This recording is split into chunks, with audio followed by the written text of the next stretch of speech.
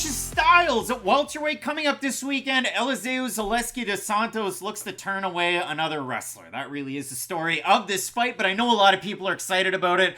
Gladiator Rinat Fakhretdinov, this guy has really taken the world by storm. He's 3-0 already in the UFC. You remember him from Dana White's Looking Forward to a Fight, where he landed a clubbing overhand right against UFC vet Eric Spicely, finished him, and then he's able to springboard into the UFC and wins over Andreas Michailidis. Brian Battle with a close, in-tight right hand that drops Battle in the third round.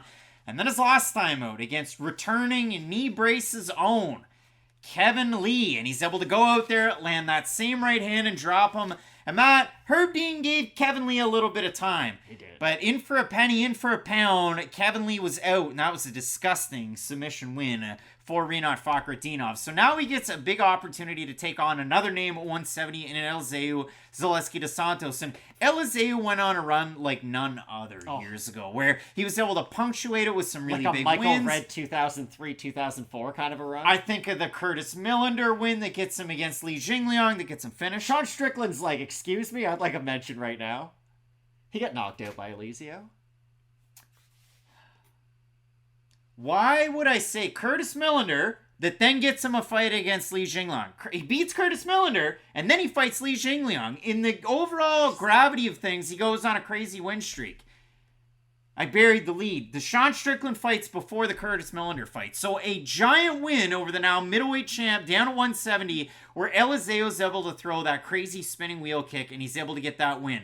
But if you look at it, it's Strickland, it's Vendramini, it is Millender, and then it's gone kind of squirrely.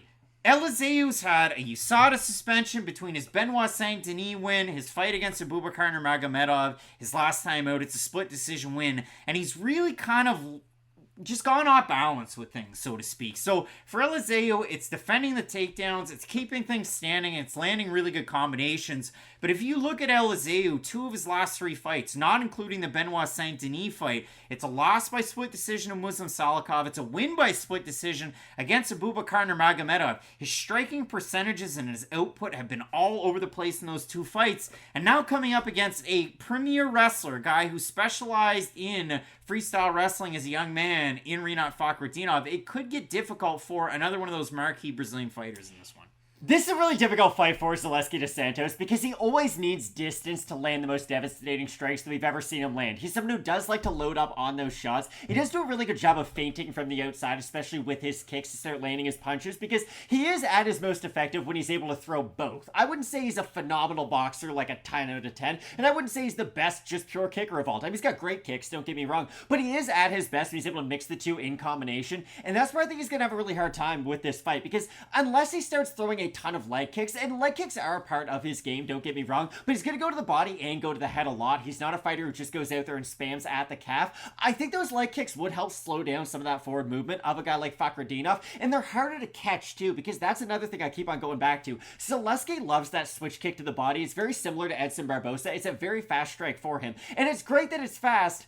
But if he does start to tire in that second and third round, because that's the biggest thing I think we have seen out of Zaleski dos Santos since, I'd say, like the Muslim Salikov fight, I'd say. Just because he is getting up there a little bit, he starts to throw those shots a little bit heavier as the fight continues, and that's what I worry about, because early on, I think he's still really accurate, can still have really good pop in his shots, but if he does start to labor, if those movements are a little bit slower from that long distance, is that going to allow Fakhretdinov to land some of those shorter counter shots like you bring up? Well, he actually rallied in that fight against Abubakar Nurmagomedov. He did, but again, it wasn't a fight where it's like he was landing a ton of offense early. The most of the time, it's a fight where Zaleski dos Santos has to land those longer range shots, guys that get on the inside, give him some trouble, then he can get that distance back. Yeah, Salikov in the matchup where he's taking on Elizeu Zaleski dos Santos. Salikov off the back foot. It's a lot more boxing from Zaleski. And likewise, in the Nurmagomedov fight, you're defending takedowns at the start. Both guys become boxers in those 2 fights against Nurmagomedov. 42 of 113 for 37% significant strike percentage for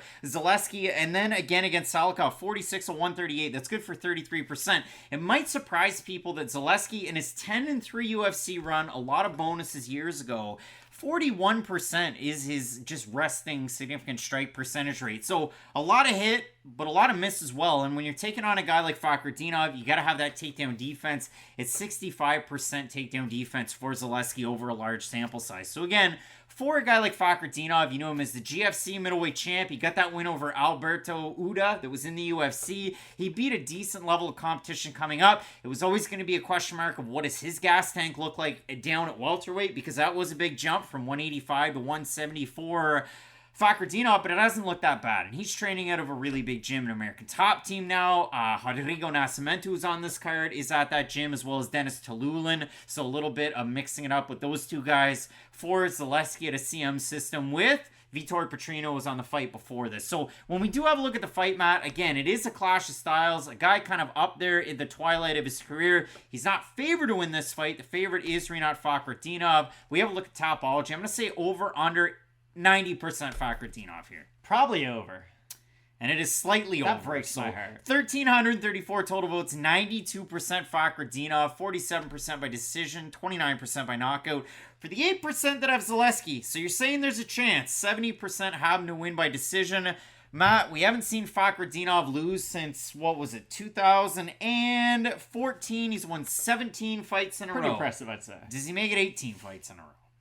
I gotta be honest, in a lot of these, you have kind of the older fighter with a bigger name versus the younger guy who they're trying to make it. And not like, Rinat is 32, you know, he's in his prime right now. I'd say he's at a good spot in his career. You think, hey, there's 3 or 4, maybe even 5 ways that older veteran has those niches in their game to where they can go out there and win.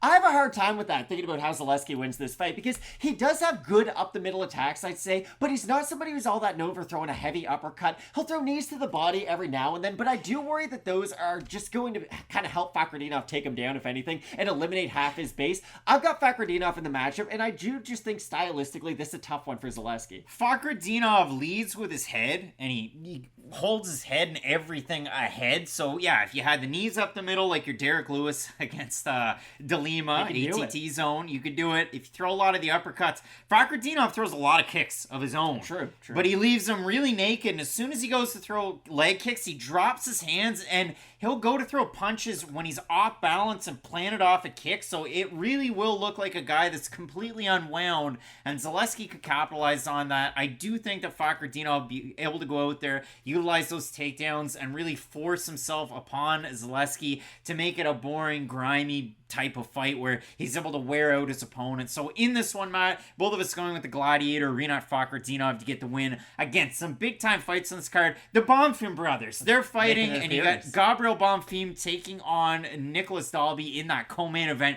You're not going to want to miss it. Keep it locked in with Fight Night Picks, as we always say. Let's get into it.